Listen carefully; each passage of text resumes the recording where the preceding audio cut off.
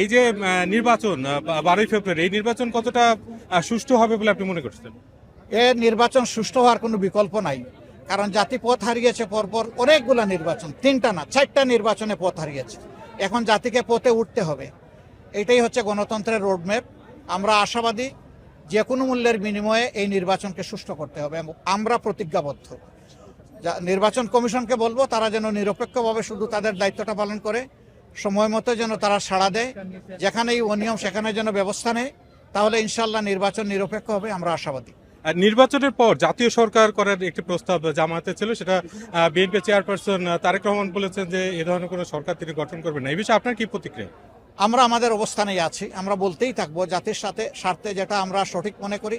আমরা বিজয়ী হলে আমরা সবাইকে ইনক্লুড করে ইনক্লুসিভ একটা গভর্নমেন্ট চাই। যদি কেউ না আসে, কারণ তো জোর করে আনা যাবে না। সেক্ষেত্রে কি কোনো বিরোধী দল থাকবে? সংসদে তো বিরোধী দল থাকবে, কেউ না কেউ থাকবে। আরেকটি প্রশ্ন আপনার কাছে, যে আজকে 11টি নারী সংগঠন তারা এসে নির্বাচন কমিশনে গিয়েছিলেন এবং নির্বাচন কমিশনে আপনার প্রার্থিতা বাতিলের জন্য একটা স্মারকলিপি দিয়েছেন। তারা মনে করছেন যে কোট আনকোট আপনার বক্তব্যের মধ্যে নারী অবমাননাকর বক্তব্য ছিল এবং এর জন্য তারা এই দাবি করেছেন। এই বিষয়ে আপনার প্রতিক্রিয়া কি? এটা তারা ভালো জানেন। আমার বিরুদ্ধে একটা মিথ্যা অভিযোগ আনা হয়েছিল, সেটা ইতিমধ্যে ফয়সালা হয়ে গিয়েছে। এখন তারা কি জন্য গিয়েছেন এর উত্তর তারাই ভালো দিতে পারবেন। আর আমি এটাকে কোনো সমস্যা হিসাবে দেখি না। একজন যেতেই পারে, এটা তার ফ্রিডম অফ এক্সপ্রেশন, সে চাইতে পারে। চাইলেই তো আর সব কিছু হয় না, সব কিছুর বাস্তবতার নিরিখে নিতে হবে। আর আমি নারী বিদ্বেষী, তাদের অভিযোগ। আমি নারীদের জন্য লড়াই করে যাচ্ছি। এই সমাজে নারীদের জন্য কিভাবে সম্মান এবং নিরাপত্তার জায়গাটা তৈরি করা যায়।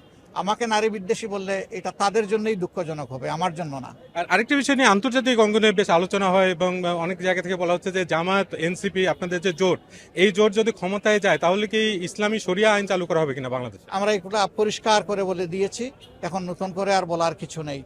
তো আমরা ইনশাআল্লাহ এই দেশে আমরা একটা সুশাসন চাচ্ছি, আমরা এই দেশকে দুর্নীতিমুক্ত করতে চাই। এই দেশের মধ্যে আমরা কোনো চাঁদাবাজ, দখলবাজ আমরা রাখবো না। এগুলা ক্লিন হয়ে গেলে আমাদের দেশের মানুষ অর্ধেক শান্তি পেয়ে যাবে, আর বাকিটা ইনশাআল্লাহ আইন প্রয়োগের মাধ্যমে নিশ্চিত হয়ে যাবে। ধন্যবাদ। Thank you.